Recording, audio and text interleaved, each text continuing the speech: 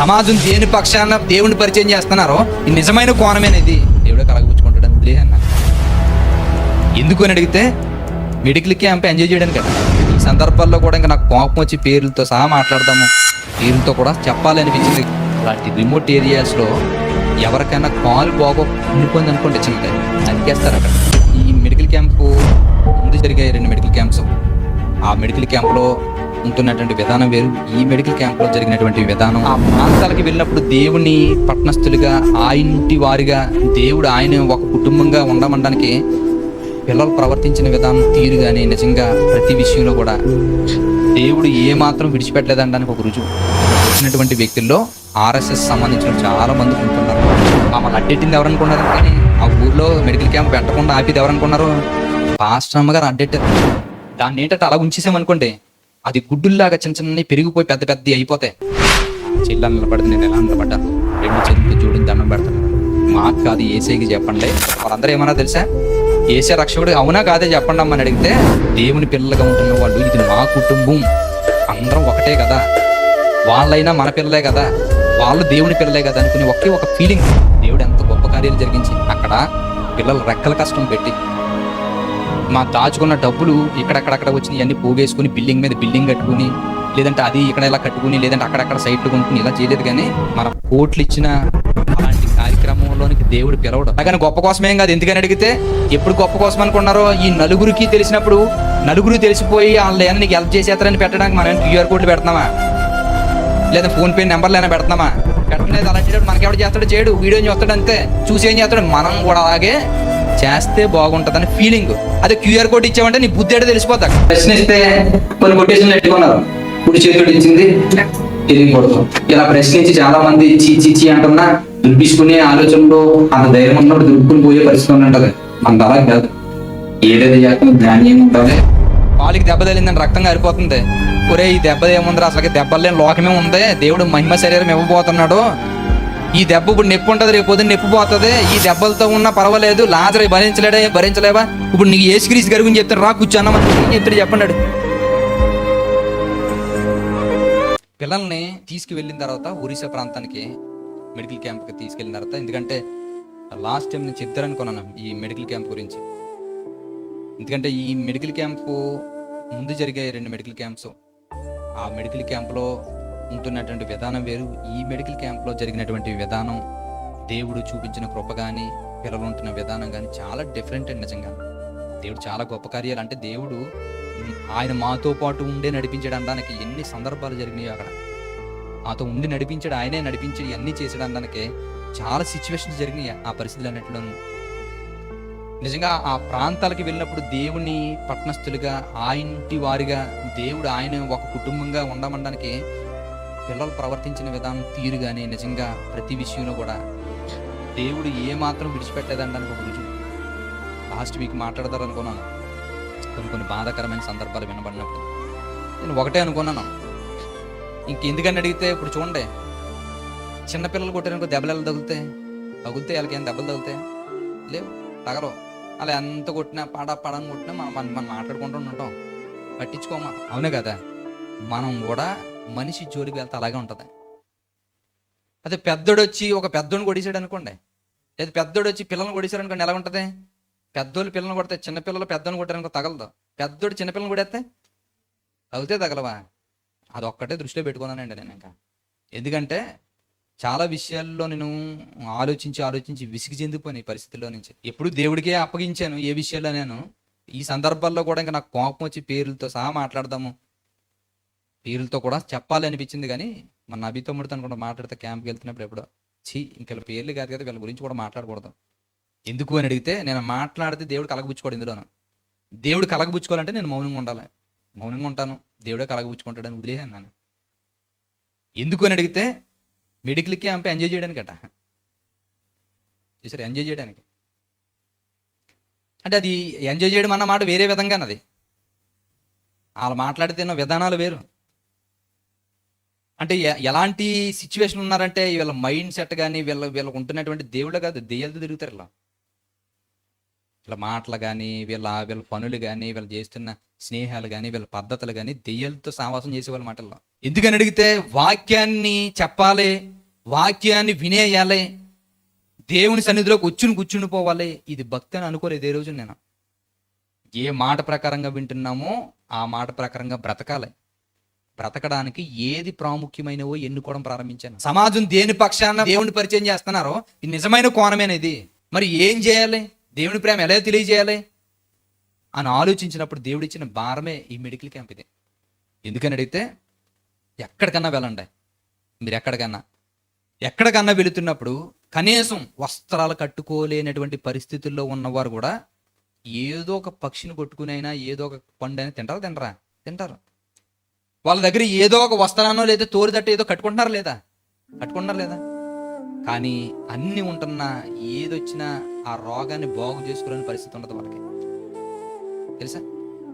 అలాంటి రిమోట్ ఏరియాస్లో ఎవరికైనా కాలు బాగో కుళ్ళిపోయింది అనుకోండి, చిన్నదే, ఏం చేస్తారు? వాళ్ళు నరికేస్తారు. అక్కడికి కుళ్ళిపోయిందరికి నరికేసి ఒక పసరేసి కట్టిడేస్తారు. అది కూడా ఇన్ఫెక్షన్ అయిపోయి కట్ అయిపోయింది అనుకోండి, మళ్ళీ అక్కడికి నరికేస్తారు. అలా నరుక్కుంటూ పోతుంటారు అన్నమాట. ఒక రోజు ఆ నొప్పి దొడుకులకి చచ్చిపోతారు. డెలివరీ ఒకవేళ ప్రెగ్నెంట్ అయ్యి డెలివరీ పరిస్థితికి వచ్చింది అనుకోండి, డెలివరీ పరిస్థితికి వస్తే ఆ పరిస్థితిలో నుంచి అక్కడ డెలివరీ చేయడానికి అవకాశం ఉండదు, హాస్పిటల్స్ ఉండవు. హాస్పిటల్కి వెళ్ళాలంటే ఇంచుమించు 190 కిలోమీటర్లు వెళ్ళాలి. కొన్ని 190 కిలోమీటర్లో ఏమైనా సాఫ్ట్ గుండి రోడ్ల, వాగులు దాటాలి, వంకలు దాటాలి, కొండలు దాటాలి, ఇవన్నీ దాటుకుని వస్తే అప్పుడు వెళ్ళాలి. ఈ టైంలో ఆ బిడ్డ తల్లి సురక్షితంగా ఉంటారా? ఉండరు. అప్పుడు ఏం చేస్తారు? వీళ్ళ సొంతంగానే చేస్తారు. బతుకుతే బతుకుతారు, చచ్చిపోతారు.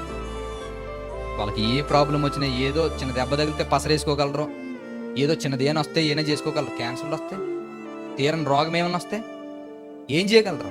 అన్నీ ఆ పసరలు వేసుకుంటే తగ్గిపోతుందా? కొన్ని ఆ పసర దానికి సంబంధించిందని తెలిసే వీళ్ళకి తెలీదు. ఇప్పుడు ఇలాంటి పరిస్థితుల్లో మేము అందించగలిగింది ఏమున్నది అని అడిగితే మాకు తెలిసింది ఒకటే. వాళ్ళందరి ముందు నేను చెప్పాను, అక్కడికి వచ్చినటువంటి వ్యక్తుల్లో RSS సంబంధించిన చాలా మంది గుంపు ఉన్నారు.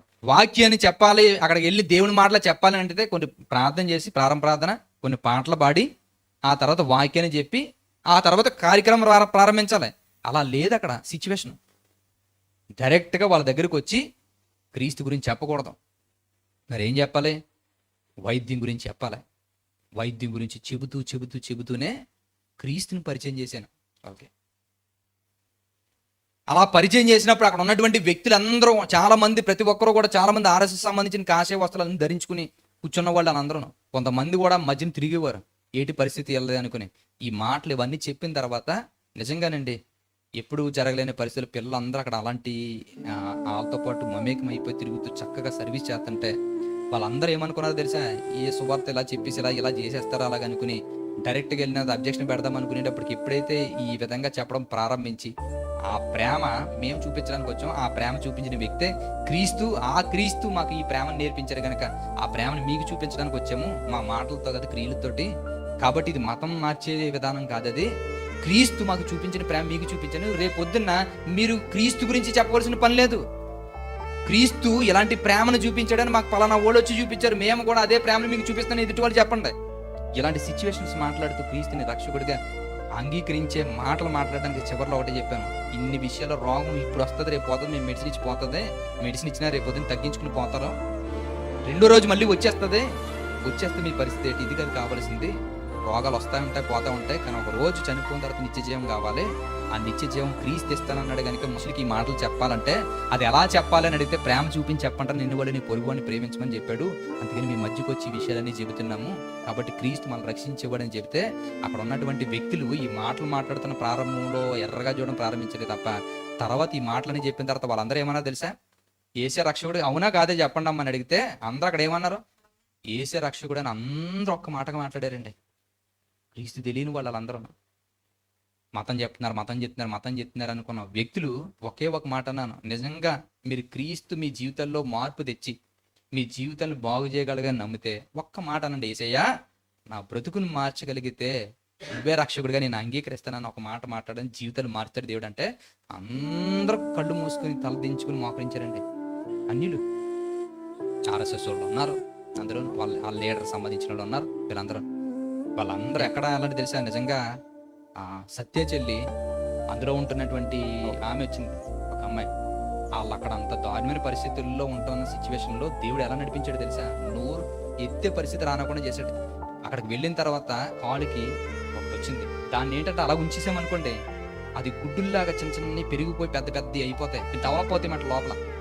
లోపలే డెవలప్ అవుతుంది. లోపల డెవలప్ అయిపోయి పెద్ద ఎదిగిపోయి అలా పెద్ద పెద్ద అవుతున్నప్పుడు ఏమవుతుందంటే లోపల ఆల్రెడీ చిన్నగా స్టార్ట్ అయ్యి లోపల పెరిగిపోతుంది. తెలియదు వాళ్ళకి ఏమనుకోని చిన్న కాయలో వస్తుంది, ఏదో చీమ ఉంటుంది ఇలాగనుకున్నారు. పెరుగుతూ ఉంటున్న సమయంలోనే అది అలా పెరిగినప్పుడు ఏం చేస్తారంటే ఏ పినిస్తోటో ఏ పూలతోటో గుచ్చారనుకోండి, అది చిరిగింది అనుకోండి, ఏమవుతుందో తెలుసా? సెప్టిక్ అయిపోతుంది. వెమ్మని అంటే సెప్టిక్ అయిపోతుంది. చాలా దారుణం. అలాగైపోయి ఏమవుతుందో తెలుసా? లోపల తినుకుంటూ పోయి ఉండిపోతుంది. అలాగైపోయింది అనుకుని చచ్చిపోతారు. వైద్యులు ఉండవు కదా వాళ్ళకి. కాబట్టి వీళ్ళు ఇదే పరిస్థితిలో వీళ్ళ కాలు బాగోలేదు, వెళ్ళాలంటే 250 కిలోమీటర్ల దూరం వెళ్ళాలి. 250 కిలోమీటర్ల దూరం వెళ్ళిన తర్వాత వాళ్ళ స్తోమత ఏంటో తెలుసా? పొద్దున్నుంచి సాయంత్రం వరకు కష్టపడితే 100 రూపాయలు రాలేని పరిస్థితి. ఇప్పుడు అదే ఆపరేషన్కి ఏ హాస్పిటల్కి వెళ్ళినా తీసుకునేది అంత తెలుసా? 1,00,000 పైన తీసుకుంటారు. 1,00,000 పైన ట్రీట్మెంట్. ఎలాగ మరి వీళ్ళకి? జ్వరానికి రొంపకి ఇచ్చేస్తే సరిపోద్దా? మెడికల్ క్యాంప్ అంటే వాళ్ళు అనుకున్నారంట ఒక టేబుల్ వేసుకుని జ్వరం ట్యాబ్లెట్లు, రొంపకి ఇది, తలనొప్పికి ఇది అనుకుని చేతులు ఇచ్చేస్తారు అనుకున్నాం, కానీ మీరు ఇలా చేస్తారని మేము అనుకోలేదండి అనుకుని అక్కడ ఉన్నటువంటి యూత్, అక్కడ ఉన్నటువంటి వ్యక్తులందరూ మా దగ్గరకు వచ్చి ఇలా మాట్లాడి ఆశ్చర్యపోతే, అక్కడికి వెళ్ళిన తర్వాత ఆ కాలు పరిస్థితి ఇలాగ ఉన్నదని చెప్తే ఆ చెల్లి వచ్చి మాట్లాడి, అన్న ఇది పరిస్థితి, మరి ఏం చేస్తావమ్మా అని అడిగితే, అన్న సర్జరీ చేసి తీసేద్దామంటే చేయగలవమ్మా అని అడిగితే, మన దగ్గర ఎక్విప్మెంట్ అంతా ఉంది కదన్నా, ఎక్విప్మెంట్ అంతా తీసుకొచ్చాం కదా, ఆపరేషన్ థియేటర్ అంటూ మన దగ్గర లేదు, కానీ దాన్ని చేసేటువంటి ఎక్విప్మెంట్స్ అయితే మన దగ్గర ఉన్నాయి, మొత్తం అంతా దానికి మత్తు ఇవ్వడానికి కానీ అనస్థీషియా ఇవ్వడానికి అవన్నీ మన దగ్గర ఉన్న రెడీగాను, ఏం ప్రాబ్లం లేదు, చేద్దామన్నా అని అడిగితే, సరే అయితేనే. ఓ పక్క నుంచి అభి తమ్ముడికి భయం, ఎందుకంటే మనం వచ్చిన ప్లేస్ మామూలుది కాదు, ఏ తేడా వచ్చినా అయిపోతాం మొత్తం అంతా. ఇంకా అప్పుడు అలాంటి పరిస్థితుల్లో తమ్ముడు ఏం చేయాలో తెలియక ఆల్రెడీ ఒకటి చెల్లితో మాట్లాడేసాడట, సత్యదేవుడు ఏం చేయమంటావు, ఈ పరిస్థితి ఎలాగ ఉంది కదా ఇలాగని మాట్లాడితే, ఏం టెన్షన్ ఏం పడకలే ఇలాగనుకునే విషయం చెప్తే, మొత్తం మీద చాలా చాకచక్యంగా నిజంగా అక్కడ ఉన్న వాళ్ళు అందరూ అనుకున్నారట, ఇలాగైతే చెక్కేసి మరి ఎత్తుకొచ్చింది ఏం చేస్తారో. మామూలు మనం అనుకుంటాం కదా, ఇంత కాయలాగా వచ్చిందంటే కానీ ఇలా కోసేస్తారేమో అనుకుంటారా, నాకు తెలియదు, అప్పుడే చూసాను నేను. అందరూ అదే ఆలోచన మీద ఉన్నాం. కానీ అక్కడికి వచ్చిన తర్వాత ఒకటి చెప్పటి కట్ చేసుకుంటూ వస్తుంటాము. ఆపరేషన్ అంటే ఇలా ఉంటుందా అసలుకి?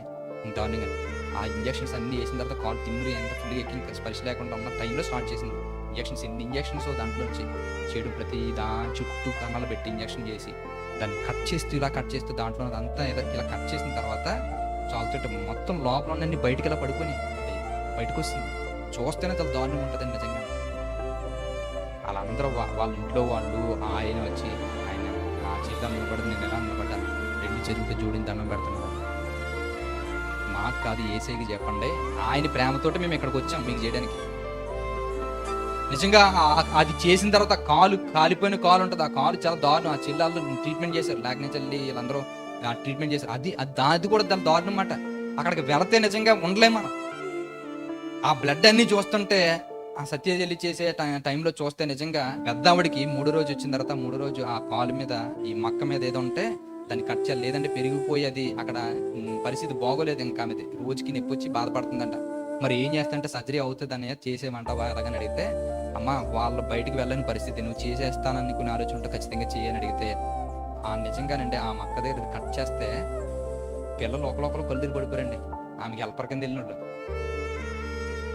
కట్టుకోలేపారు. నేను అస్సలకి వెళ్ళలేదు, నేను అసలుకి ఉండనన్నా, నన్ను పిలిచారు మామూలుగా, నేను ఉండలేను బాబు అసలుకి. నన్ను అది కోసేటప్పుడు సడన్ గా అలా వెళుతూ ఇలా వెళ్ళిపోయేటప్పుడు ఇలా చూశాను అంతే. ఇంకా నాకు ఏదేదో అయిపోయింది. ఎక్కడ నుంచి ఒక పక్కన కూర్చుండిపోయాను.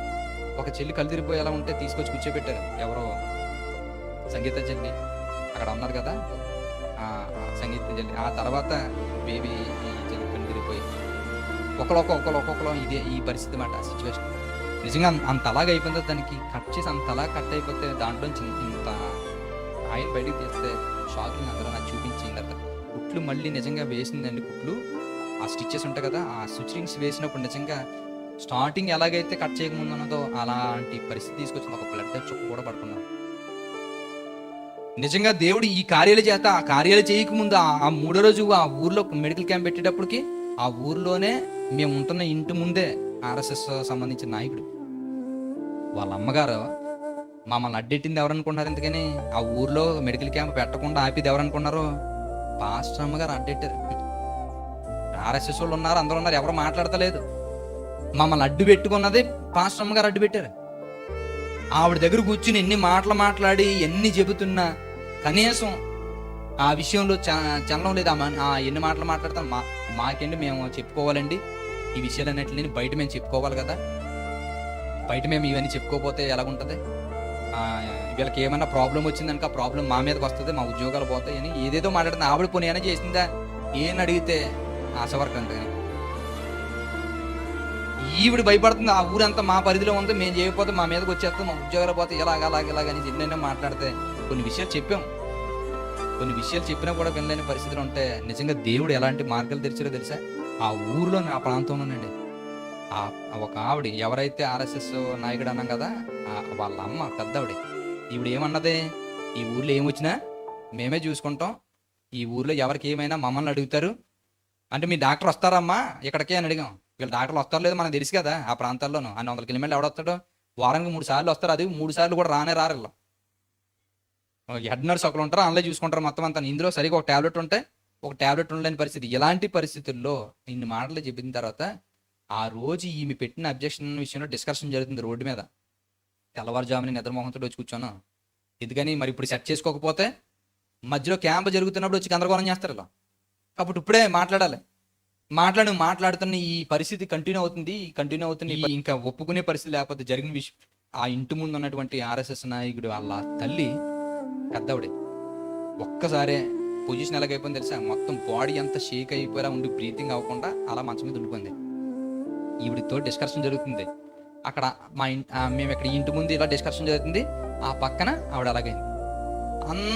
మొత్తం అందరూ చుట్టూ గుమ్మేశారు వాళ్ళ దగ్గర, ఆమె దగ్గర.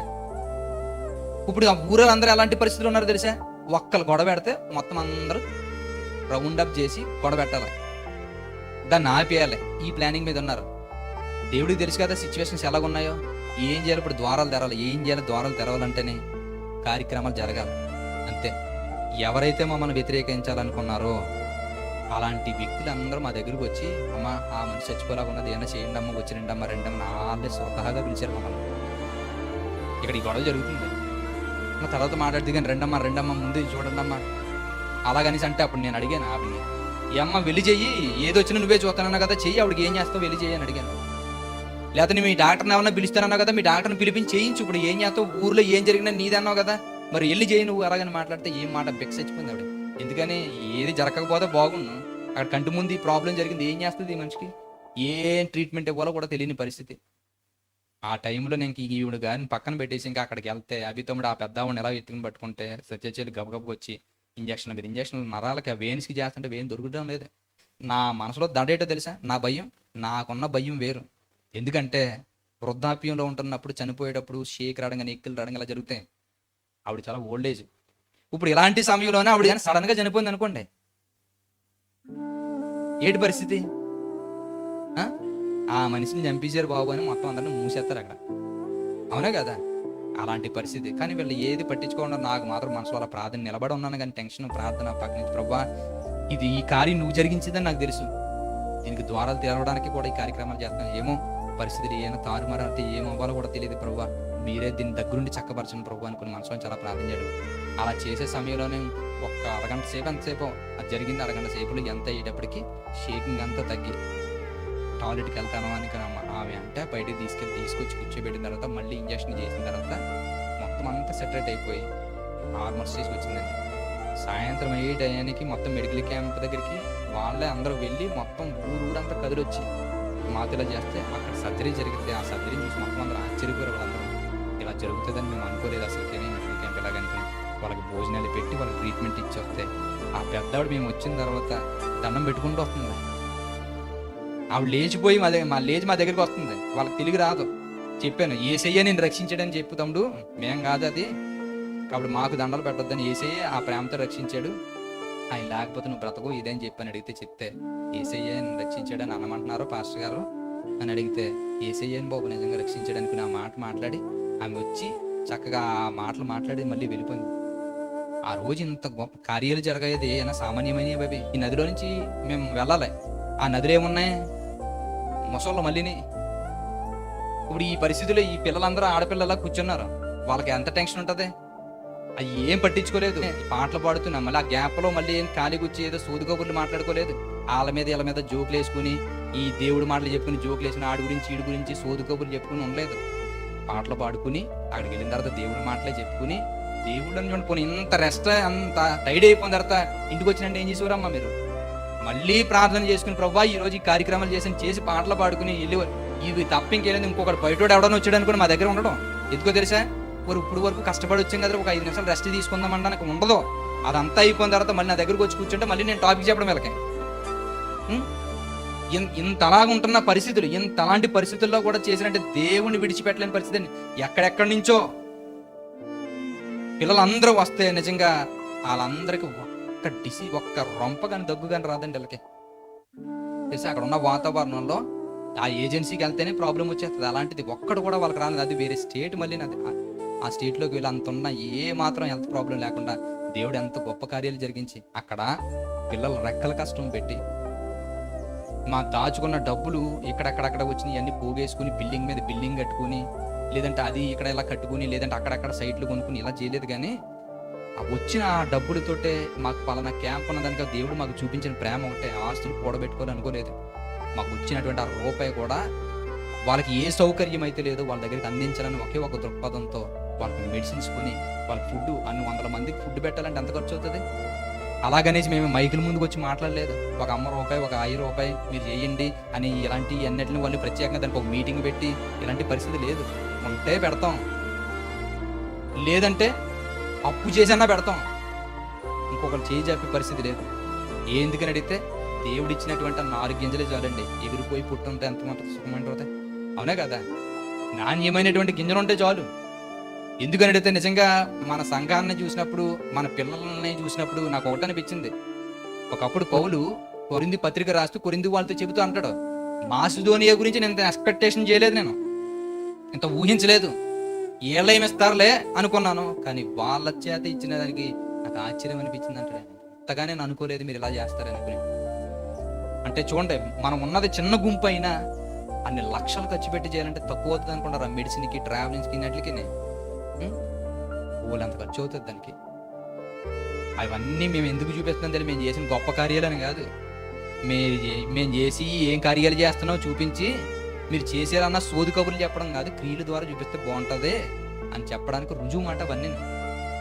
మేము ఏమైతే వెళ్ళామో అక్కడికి వెళ్ళిన తర్వాత ఆ బోనెల దగ్గరికి ఎందుకు వెళ్తాం తెలిసి ఏమి ఉండరు, ఎంత ఉండరు, ఏటి లెక్కలు అవన్నీ చూపించి అక్కడ ఉన్న 800 మందికి వస్తే 800 మందికి పెట్టాలి, వాళ్ళకి ట్రీట్మెంట్ చేయాలి, వాళ్ళకి కాళ్ళ వస్త్రాలు ఇవ్వాలి, వచ్చేటప్పుడు ఎవరికైనా ఉంటే వాళ్ళకి ఏమైనా చేతిలో పెట్టి రావాలి, వాళ్ళకి మెడిసిన్ కానీ వాళ్ళకి ట్రీట్మెంట్ కానీ ఇచ్చి మేము రావాలి. ఎంత తక్కువ అవుతుంది అనుకోండి, లక్షల మీద అవుతుంది ఖర్చు అంతా. ఏ రోజు దేవుడి మీద అనుకున్న పరిస్థితి తప్ప వేరొకటి కాదు. ఎందుకు ఈ విషయాన్ని చెప్పాను తెలుసా?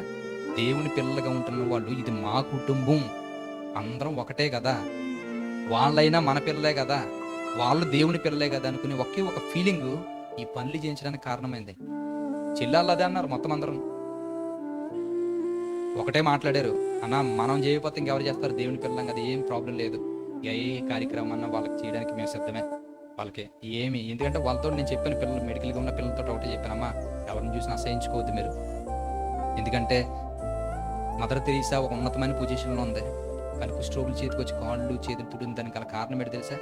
దేవుడు చూపించిన ప్రేమ ఏమాత్రం వీళ్ళ దగ్గర కరువు అయిపోకూడదు, ఆ ప్రేమ ఆమెలో నుంచి కూడా చూపించాలనుకున్న సమాజానికి.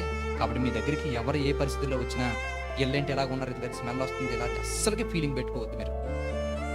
నిజంగా అలాంటి పరిస్థితుల్లో నుంచి వాళ్ళు చేసిన ట్రీట్మెంట్ చూస్తూ ఉంటుంటే ఆ చెవుల్లో ఉన్నటువంటి పరిస్థితి ఇలా కుళ్ళిపోయి ఉంటాయి, ఆ చెవుని అలా బాగు చేసి అక్కడ మా రక్తం అంతా అలా కారిపోతుంటే ఒక పక్కన కళ్ళు తిరిగిపోతుంటే ఆ రక్తాన్ని అలా తుడిచి అలా పట్టుకునే వాళ్ళు లోపల ఎంత స్మెల్ వస్తుందో తెలుసా? అక్కడ కట్ చేసినప్పుడు తట్టుకోలేరు, వామిటింగ్స్ అయిపోతాయి.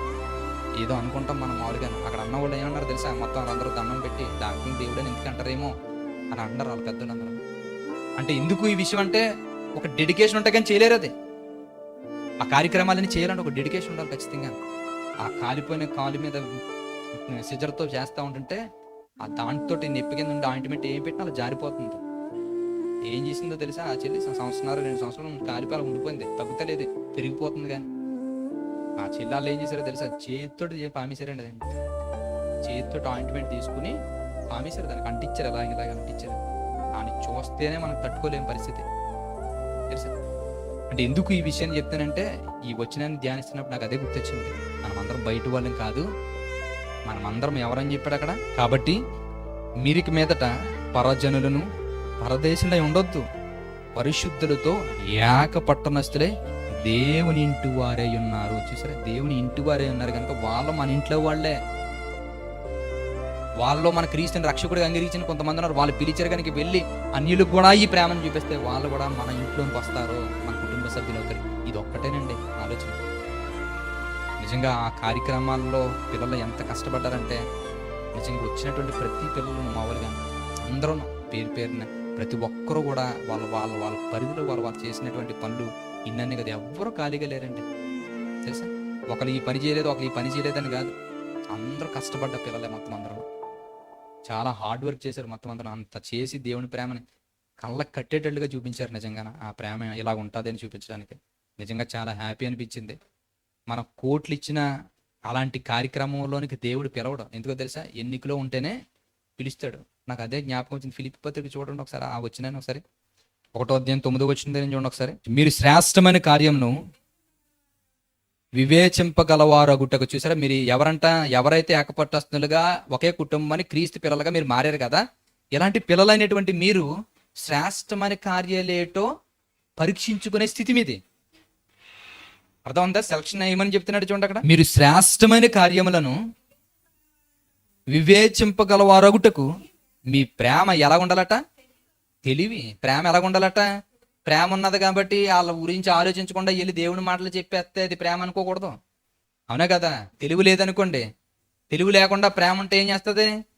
ఇప్పుడు మా ఇంటి దగ్గర పిచ్చుకలు గూడు పెట్టినాయి. ఒక పిచ్చుక కింద పడిపోయింది. ఆ పిచ్చుకు కింద పడిపోతే అయ్యో పాపం, దీనికి సరిగ్గా వెంట్రుకలు కూడా రాలేదని ఏం చేశాను, చిన్న అట్ట పెట్టి దాంట్లో గడ్డి పెట్టి దాంట్లో పెట్టాం. అది చచ్చిపోకూడదని ప్రేమ, కానీ దానికి ఎలా తిండి పెట్టాలో మాకు తెలియదు.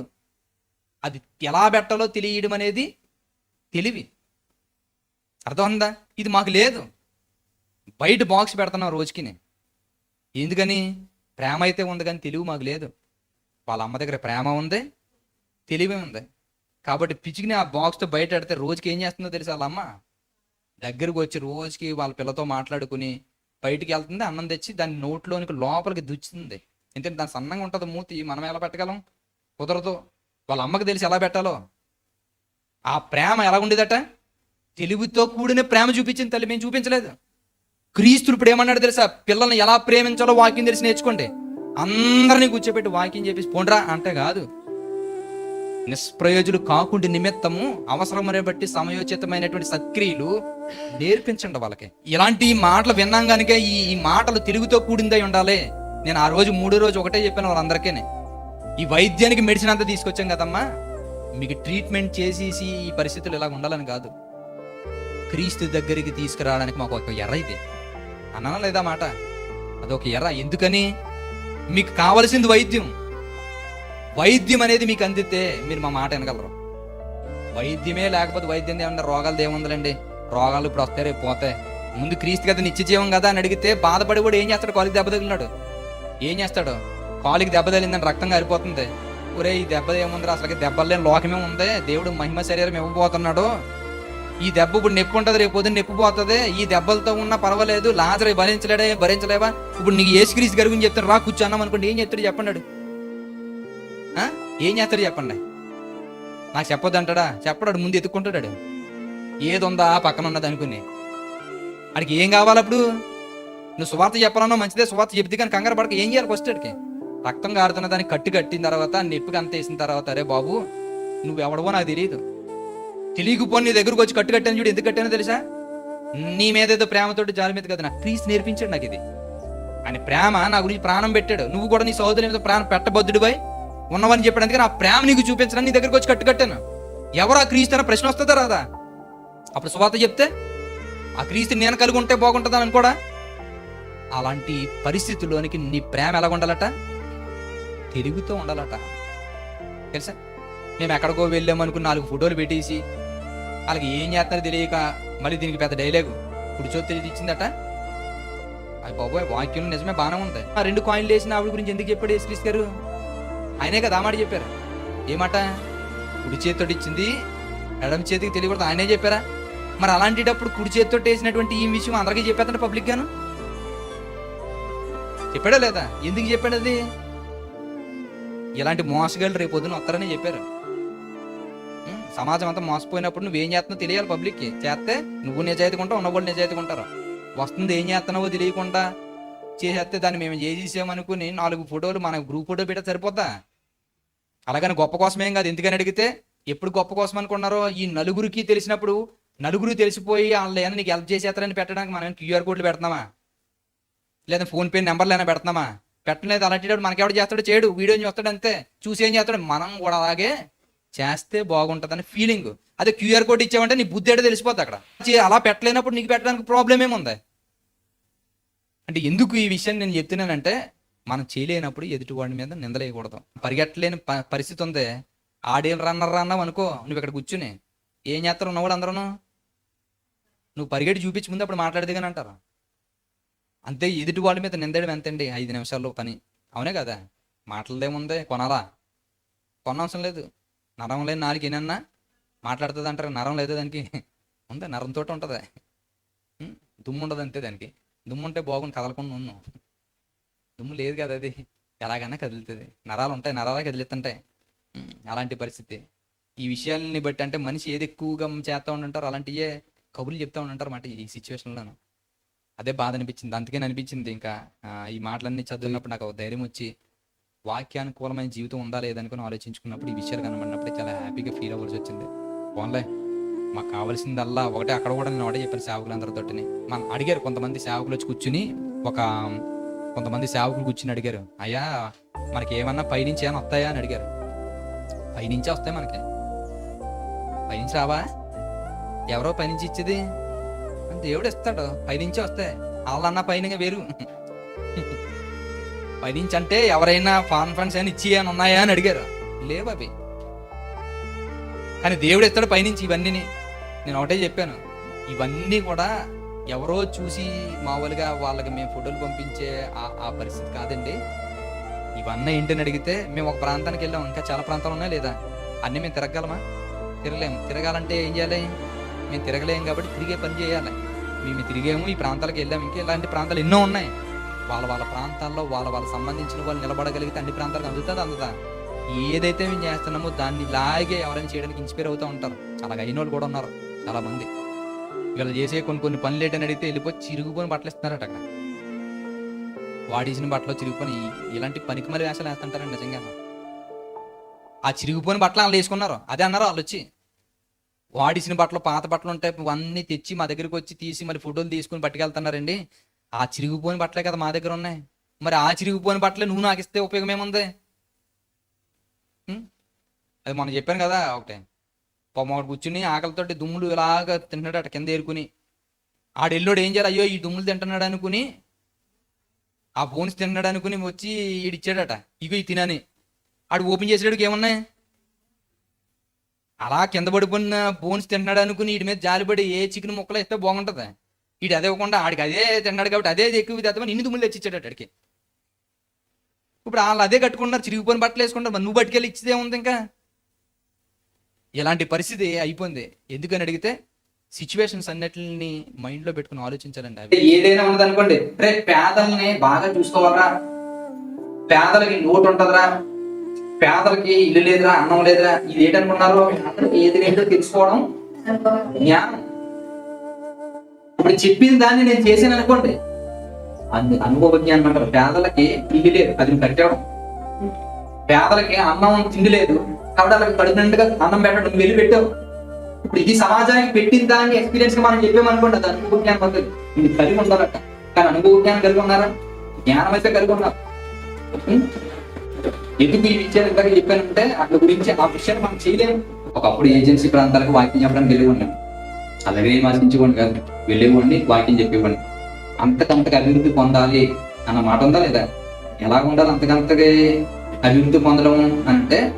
ప్రేమ తిరుగుతోను సకల విధమైన అనుభవ జ్ఞానంతో అంతకంతకు అభివృద్ధి పొందాలి. ప్రారంభంలో సువార్త చెప్పడానికి వెళ్ళిన నేను తర్వాత ఆ సువార్తకు వెళ్ళి అక్కడ ఉన్నటువంటి వాళ్ళకి భోజనాలు పెట్టాలని నాతో పాటు కొన్ని డబ్బులు పట్టుకెళ్ళి వాళ్ళకి సువార్త చెప్పిన తర్వాత భోజనం పెట్టి పంపించేవాడిని.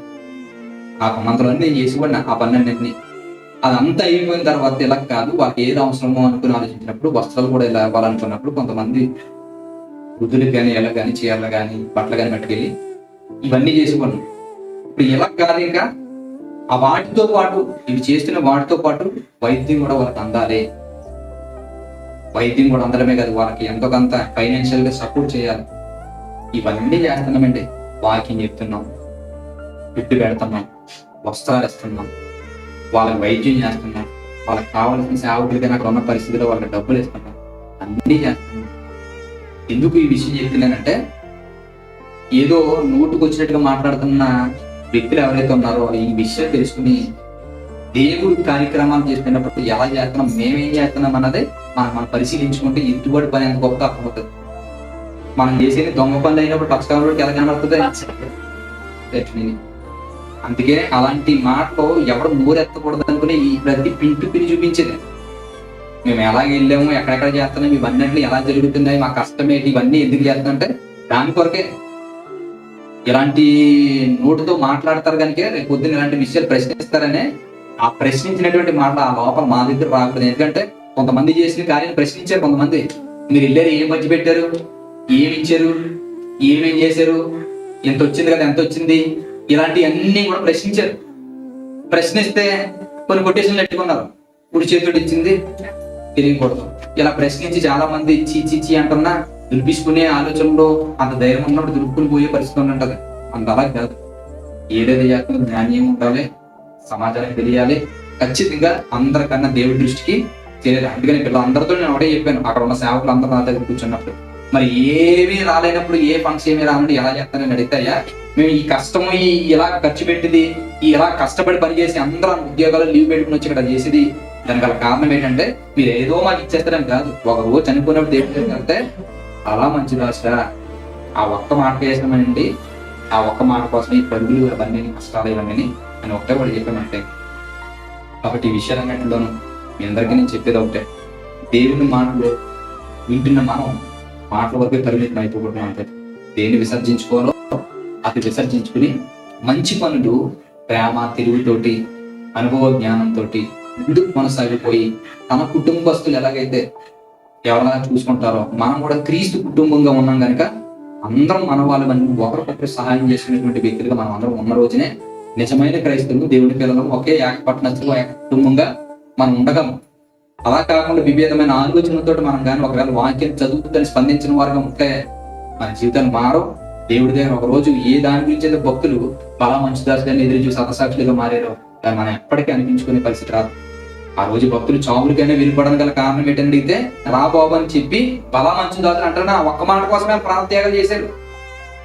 కుటుంబాలు అన్నింటినీ దారుణమైన పరిస్థితిని తీసుకెళ్లి నాశనం చేసుకున్నారు. ఎందుకు అనుకున్నారు?